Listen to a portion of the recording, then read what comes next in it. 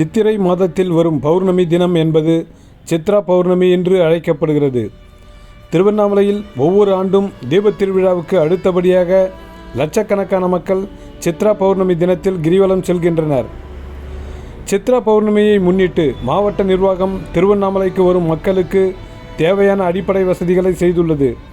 அரசு போக்குவரத்து கழகம் கூடுதல் பேருந்துகளை இயக்குகிறது.